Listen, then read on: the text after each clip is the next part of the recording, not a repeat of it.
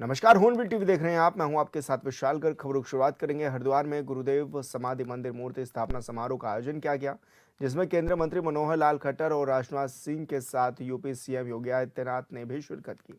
CM Pushkar Singh Dhami और UP के deputy CM Brajesh Pathak भी कार्यक्रम में शामिल हुए।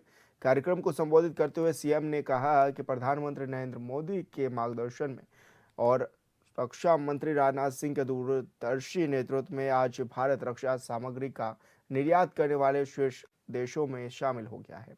आज कोई दुश्मन देश भारत की ओर आंख उठाने की हिम्मत नहीं करता है, क्योंकि उसे नए भारत की शक्ति, संकल्प और निर्णायक नेतृत्व का भली भांति आभास है।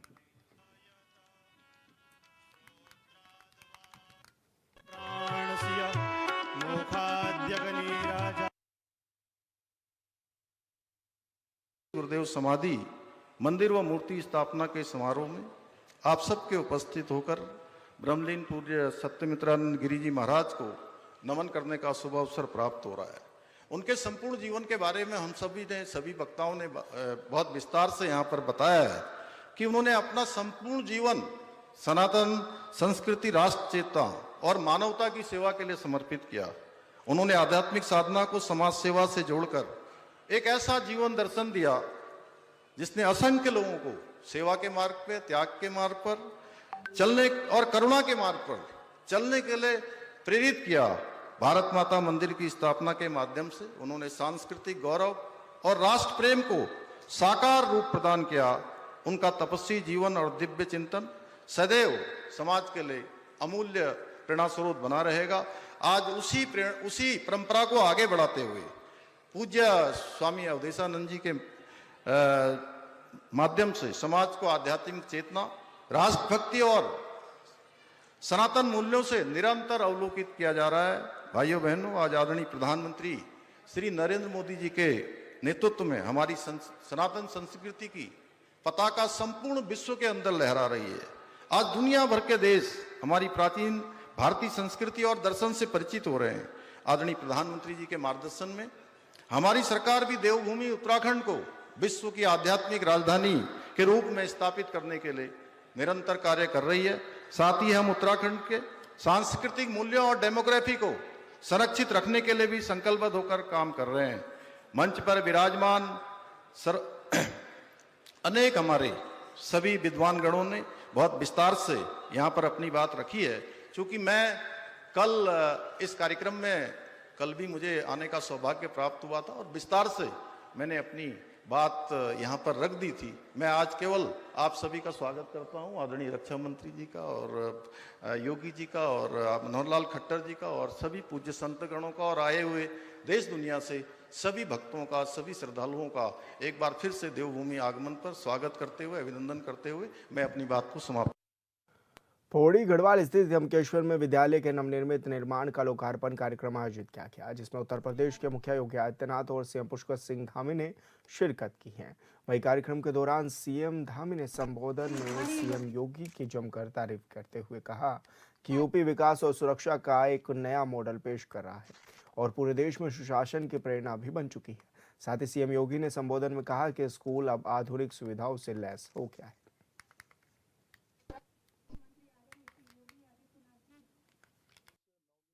के लोकार्पण कार्यक्रम के अवसर पर हमारे बीच में जिनके पधारने से सच में हम सबको बहुत प्रसन्नता है और सभी क्षेत्रवासी, उत्तराखंड वासी उनका हमेशा हमेशा उनकी प्रतीक्षा में रहते हैं।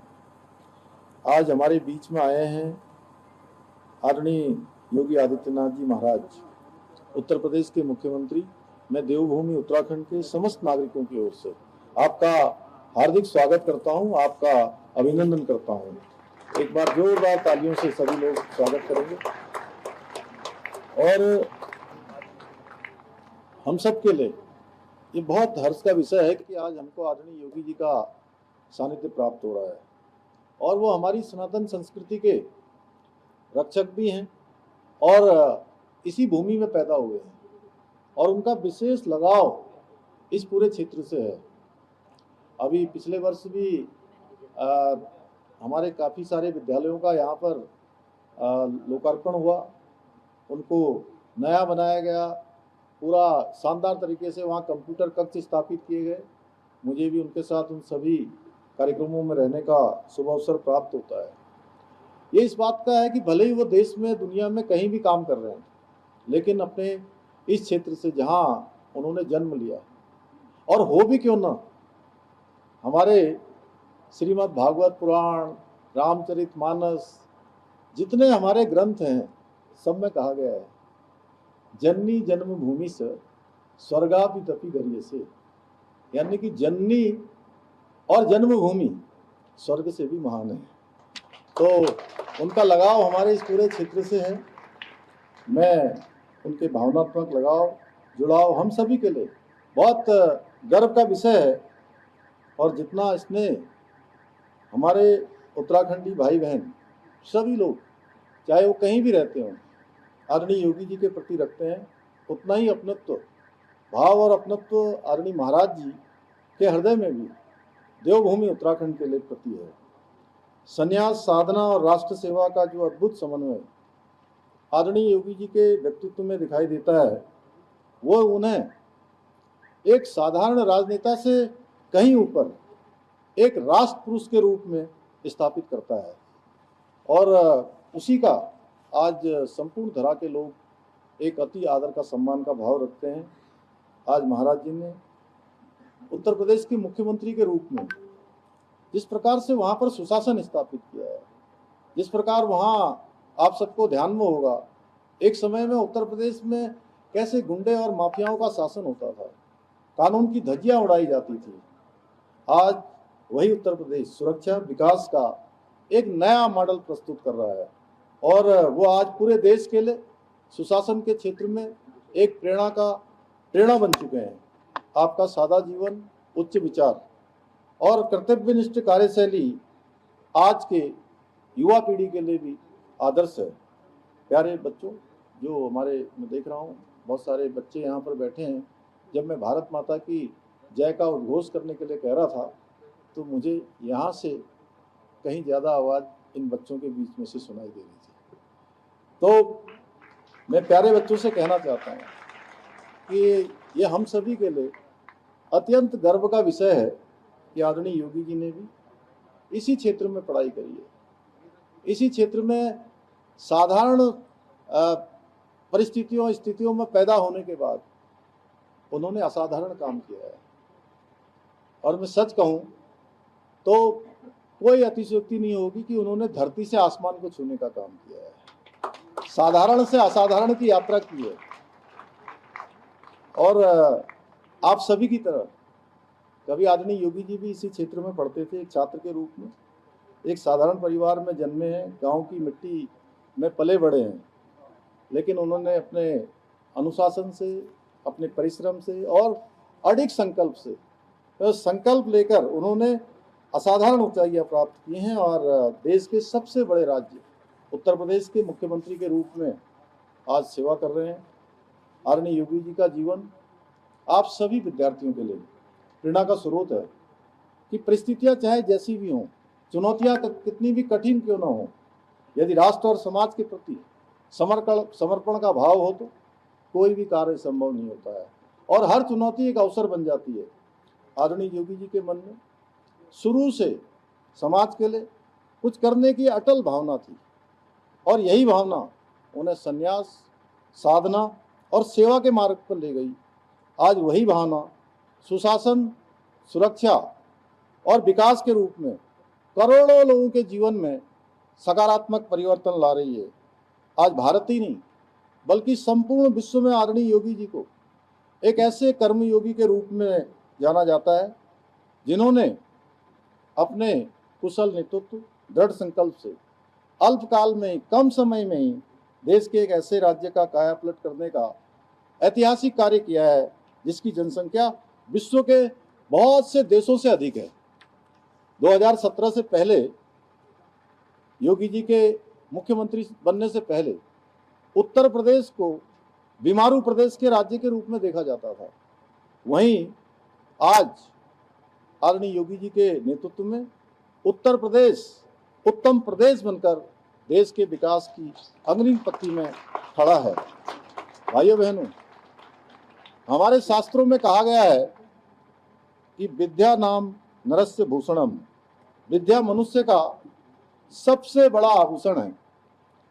शिक्षा में वो शक्ति है जो व्यक्ति के जीवन को दिशा देती है, समाज को संस्कार देती है और राष्ट्र के भविष्य को सशक्त बनाती है। कांग्रेस की बैठकों और संगठनात्मक गतिविधियों को लेकर बीजेपी प्रदेश प्रवक्ता कमलेश रमन ने तिकामला बोला है। उन्होंने कहा कि कांग्रेस में अब कार्यकर्ता नाम की कोई चीज बची नहीं रह गई है और ये कहना कि कांग्रेस के पास जमीनी कार्यकर्ता है पूरी तरह से हास्यास्पद है। कमलेश रमन ने कहा कि कांग्रेस के नेता केवल एसी कमरों में बैठकर हवाई बातें करते हैं और धरातल पर उनका कोई अस्तित्व नहीं दिखाई देता है। नहीं, बचा तो बहुत कुछ है। लोग अपना बचाना नहीं चाह रहे तो कोई क्या करेगा, ये बताओ। चुनाव के टाइम पे आके आपस में लड़के देखिए, पहले तो कांग्रेस का एक कार्यकर्ता का ये कहना कि कार्यकर्ता है, तो ये तो बहुत ही हास्यास्पद सा लगता है। कांग्रेस में कार्यकर्ता बचे ही कहाँ हैं? कांग्रेस में तो सिर्फ नेता है, और वो भी वो नेता है जो केवल एसी कमरों में बैठ करके सिर्फ और सिर्फ शिगुफा उड़ाने का काम करते हैं या हवाई बातें करते हैं। धरातल पर कांग्रेस का कहाँ आपको कुछ दिखाई देगा?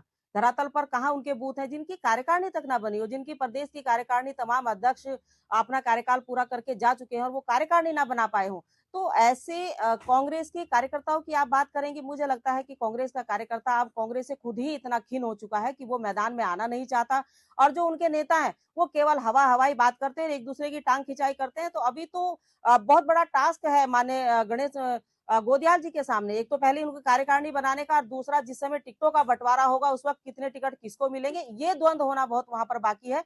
और कार्यकारिणी का जो द्वंद्व है वो उनका चल ही रहा है, तो कार्यकारिणी भी मुझे लगता है कि उनकी नहीं बनेगी।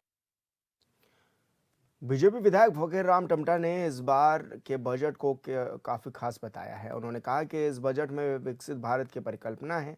साथ ही फकीरराम टमटा ने राज्य के तमाम विषयों को लेकर भी हॉर्नबिल टीवी से खास बातचीत की है। फकीरराम टमटा जी हमारे साथ मौजूद हैं। सर, जिस तरह से देश में बजट पेश किया गया, बजट आया, उत्तराखंड के लिहाज से कितना खास आप इस बजट को मानते हैं? क्या कहेंगे इस बजट को लेकर? देखिए, मैं आदरणीय प्रधानमंत्री मोदी जी का धन्यवाद अदा करता हूं और वित्त मंत्री सीतारमण जी का धन्यवाद करता हूं। उन्होंने जो देश का बजट पास किया है तो आम गरीब, अंतिम छोर में पंक्ति में बैठे हुए व्यक्ति को ऊपर उठाने के लिए उन्होंने बजट पास किया। उसमें आम जनता का भला ही होगा। बहुत बढ़िया बजट है। उसके लिए मैं अपने केंद्रीय नेतृत्व को बहुत बहुत बधाई देता हूँ। सर, जिस तरह से ये भी देखा जा रहा है कि यूसीसी को उत्तराखंड में 1 साल हुआ है, कितना फ़ायदा मानते हैं यूसीसी का हुआ उत्तराखंड में? देखिए, यूसीसी का फ़ायदा आने वाले समय में आपको दिखने लगेगा। बहुत बड़ा फ़ायदा होगा, हर क्षेत्र में फ़ायदा होगा और बहुत अच्छा कानून हम लाए हैं। हमारा इस कानून पहला प्रदेश है यूसीसी लाने का। ऐसे ही हमसे अन्य लोग प्रदेश भी चाह रहे हैं कि हम भी यूसीसी लागू करें। ऐसे एक दिन पूरे देश में आ जाएगा। जन जन की सरकार, जन जन के द्वारा आप लोग कार्यक्रम चला भी रहे हैं, किस तरह का रिस्पॉन्स आ रहा है पब्लिक का और कितने काम पब्लिक के हो जा रहे हैं? देखिए, शिविरों में बहुत भीड़ लग रही है। जन जन की सरकार, जन जन के द्वार का जो कार्यक्रम जो हमारे प्रदेश नेतृत्व ने, आदरणीय मुख्यमंत्री जी ने, आदरणीय हमारे प्रदेश अध्यक्ष जी ने दिया है, तो इसके लिए मैं अपने प्रदेश नेतृत्व को बहुत बहुत बधाई देता हूँ।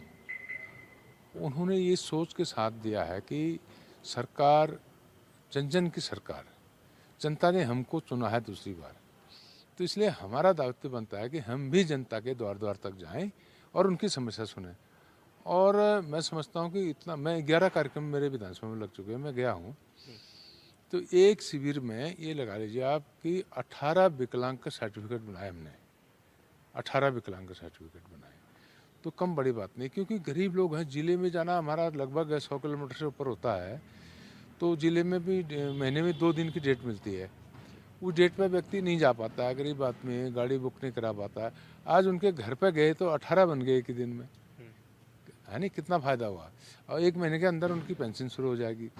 ऐसे ही कई वृद्धावस्था पेंशन है, किसान पेंशन है, जिसकी नहीं आ रही है उसका निवारण हो रहा है। आम गरीब के लिए जो गरीब कल्याण योजना है सरकार के द्वारा, चाहे वो केंद्रीय सरकार के द्वारा हो, चाहे राज्य सरकार के द्वारा हो, उन योजनाओं का लाभ सभी को मिल रहा है। जंगली जानवरों का भी आतंक बढ़ा है पिछले कुछ दिनों में लगातार उत्तराखंड में, उसको किस रूप में देख रहे हैं आप और क्या कोशिशें राज्य सरकार की ओर से होती हुई नजर आ रही हैं आपको? देखिए, इसमें ये पूरे पर्वतीय क्षेत्रों का मामला है, एक ही जगह का नहीं है। इसमें भी हमारी सरकार संवेदनशील है। इसमें हम आगे आने वाले समय में पूरे गांव की चेकबंदी करेंगे तारबाड़ से, और सोलर फेंसिंग तार लगाएंगे उसमें, ताकि जो जानवर है सोलर फेंसिंग तार से करंट लगेगा, मरेगा नहीं। तो पूरे गांव को अगर हम चेकबंदी कर देंगे, ऐसा हमारा विचार चल रहा है और ये काम हम करेंगे। और दूसरा, हमें कुछ खेती का पैटर्न भी चेंज करना पड़ेगा और जानवरों की संख्या भी बहुत अधिक हो गई है। जानवर सुअर भी बढ़ गए, इतने शेर भी बढ़ गए हैं और बंदरों की तो कोई हिसाब ही नहीं है। बहुत अधिक संख्या में बंदर, एक बंदर दो बच्चे देता है और तो उसकी संख्या बढ़नी है निश्चित तौर पे। तो कुल मिलाकर के उनके लिए भी, बंदरों के लिए हर ज़िले में बंदर बाड़े बनाए जाने की संभावनाएं हैं। हर ज़िले में बंदर बाड़े बनाए जाएं, वहाँ पे उनका नियोजन हो और उनकी जो संख्या है वो कैसे भी कम हो सके, तो इस विषय में भी चर्चा हुई है। सर, विधानसभा इलेक्शन 2027 भी होने हैं, किस रूप में आप देखते हैं, कितना फायदा होगा इस बार और किस तरह से बीजेपी तैयार है इलेक्शन के लिए?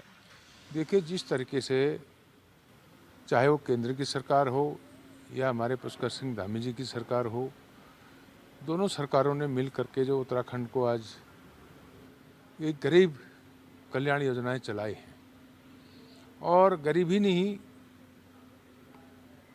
जैसे 5 लाख तक का स्वास्थ्य बीमा योजना तो लगभग सभी के लिए है, तो उसका लाभ मिल रहा है।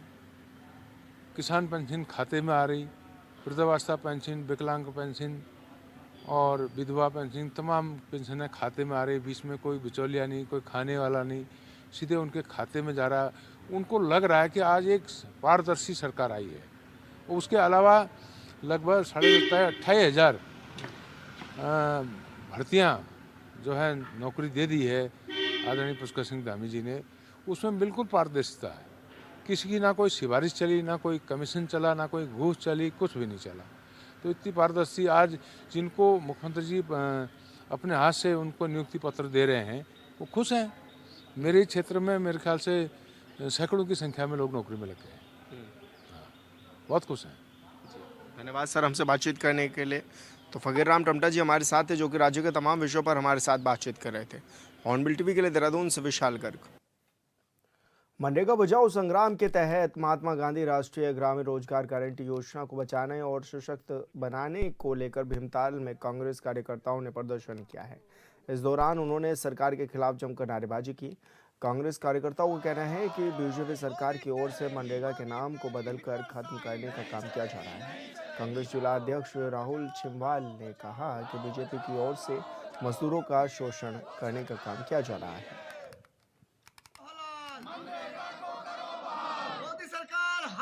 पूरे देश में जिसे कहते हैं कि मनरेगा बचाओ संग्राम चल रहा है। जिस तरीके से के मोदी सरकार ने जिस तरीके से मनरेगा के नियमों को बदला, मनरेगा को ख़त्म करने का काम किया, मजदूरों के साथ अन्याय करने का काम किया, उसको लेकर के पूरे देश में मनरेगा बचाओ संग्राम चल रहा है। और हम लोग आज भीमताल में सीडीओ ऑफिस के सामने बैठे हैं और हम लोग धरना दे रहे हैं। हम लोग अभी महामहिम राष्ट्रपति को ज्ञापन देंगे कि मोदी सरकार जल्द से जल्द जो हमारी मनरेगा की जो योजना है उसको पूरा बहाल करे और मजदूरों के साथ जो शोषण किया जा रहा है, मजदूरों के साथ जो अहित किया जा रहा है, उसके विरोध में हम लोग यहाँ पर बैठे हैं। और हम लोग तब तक इस आंदोलन को और इस सड़कों पर हम लोग बैठे रहेंगे जब तक मोदी सरकार मनरेगा को बहाल नहीं करती है। और मनरेगा के जो सारे नियम है, जिस तरीके से उसमें 100 दिन के रोजगार की एक गारंटी थी, एक कानून था, उस कानून को बदल करके आज इन्होंने योजना बना दी है। निश्चित रूप से कहीं ना कहीं पर मैं समझता हूँ कि हमारे करोड़ों मजदूरों के साथ एक अन्याय है और ये सरकार किसी की भी नहीं रही, चाहे वो मजदूर हो, चाहे वो युवा हो, चाहे वो बेरोजगार हो, चाहे वो महिलाएं हो, हर एक के शोषण पे ये सरकार लगी हुई है। और हम लोग सरकार को चेताना चाहते हैं कि सरकार जल्द से जल्द मनरेगा योजना को बहाल करे, अन्यथा इसी तरीके से सड़कों पर उतर करके कांग्रेस पार्टी पूरे देश में एक संग्राम चलाएगी। शनिवार को पुलिस अधीक्षक नगर मनोज कुमार कत्याल ने कालाढूंगी कोतवाली का निरीक्षण किया है, निरीक्षण के दौरान उन्होंने कोतवाली स्टाफ के साथ बैठक कर क्षेत्र के सभी स्ट्रीट शूटरों पर कड़ी नजर रखने और आम नागरिकों से बेहतर तालमेल बनाए जाने के निर्देश भी दिए हैं। एसपी सिटी ने कहा कि कोई भी फरियादी निराश होकर वापस न जाए। पुलिस का कर्तव्य है कि हर व्यक्ति को न्याय मिले और उसकी समस्या को गंभीरता से सुना भी जाए। वार्षिक निरीक्षण है वो कालाडूंगी थाने का किया जा रहा है। इसमें जो इंफ्रास्ट्रक्चर है, क्राइम है, जो यहाँ का लॉजिस्टिक्स है, उसमें हर चीज़ पर हम लोग इसमें रिव्यू करते हैं और जो भी इसमें फाइंडिंग होंगी वो हम आगे रिपोर्ट इसमें सबमिट करते हैं। और जो इंफ्रास्ट्रक्चर की आप बात कर रहे हैं, जो कुछ भवन हैं जो कि रिपेयर मेंटेनेंस की जिसमें आवश्यकता है, जैसे मेस हमने चेक किया, आवासीय परिसर चेक किया, बाउंड्री तो फिलहाल ठीक है। तो जहाँ भी कमी होगी उसको हम अपनी रिपोर्ट में उस हिसाब से इंगित करके और उसमें आगे बजट की हम लोग डिमांड करेंगे। और जैसे खबर ऋषिकेश से है, जहां मुनिकीरेती नगर पालिका अध्यक्ष नीलम बिजलवान ने प्रेस कॉन्फ्रेंस में टेंडर फिक्स और घूस के आरोपों को बेबुनियाद बताया है। उन्होंने कहा कि हाल ही में जारी दोनों ही निविदाएं अधिप्राप्ति नियमावली 2025 के अनुसार पारदर्शी तरीके से संपन्न की गई है। सिर्फ एक ही उद्देश्य था कि मेरे ऊपर एक बहुत बड़ा आरोप लगा है मेरे हिसाब से, जिससे मैं कोसों दूर हूँ। मेरे ऊपर एक स्वघोषित समाज सेवी ने एक आरोप लगाया है कि मैंने 11 लाख रुपए मेला कराने के लिए किसी ठेकेदार से रिश्वत ली है, रिश्वत बोलेंगे या कमीशन ली है। तो इससे मुझे पत्रकार वार्ता करनी पड़ी, वरना मैं कभी इनके सवालों के जवाब नहीं देती, ना मैं उचित समझती। मैं समझती नहीं हूँ कि ये जवाब देने लायक है, क्योंकि ये फिर भी इनका सोशल मीडिया में बहुत कुछ चलता रहता है, लेकिन हमने कभी इनका जवाब नहीं दिया। और मैंने अपने लोगों को भी अपने लोगों को ही बोला कि किसी को मुंह लगने की जरूरत नहीं है। 2-3 दिन पहले वो मामला कुछ भी नहीं है, जिसके पास कुछ काम नहीं होता है शायद वो ऐसे मामले उठाते हैं। सबसे पहले मैं आपके चैनल के माध्यम से पूछना चाहती कि क्या वो यहाँ के रजिस्टर्ड ठेकेदार था उनमें से कोई? सबसे पहले मैं तो यही क्वेश्चन मैं उनसे पूछती हूँ कि कौन उसमें रजिस्टर्ड ठेकेदार थे और कहाँ वो रजिस्टर्ड ठेकेदार हैं जिनकी अनदेखी हो रही है। मैं तो आपसे भी पूछना चाहूँगी कि आप भी उन ठेकेदारों से पूछें कि आपके ऊपर अगर ऐसा आपकी अनदेखी हो रही है तो आप। अल्मोड़ा वन विभाग की ओर से वन चेतना केंद्र एनडीटी में वन पंचायतों का सम्मेलन आयोजित किया गया। इस सम्मेलन में वन सरपंचों को वन नियमावली अधिनियम 2005 की जानकारी भी दी गई। इस दौरान डीएफओ सिविल स्वयं वन प्रभाग प्रदीप धोलाखंडी ने बताया कि अधिनियम के तहत वन पंचायत के सरपंचों को वन अपराधों के मामलों में सीधे हस्तक्षेप करने की शक्ति भी दी गई है।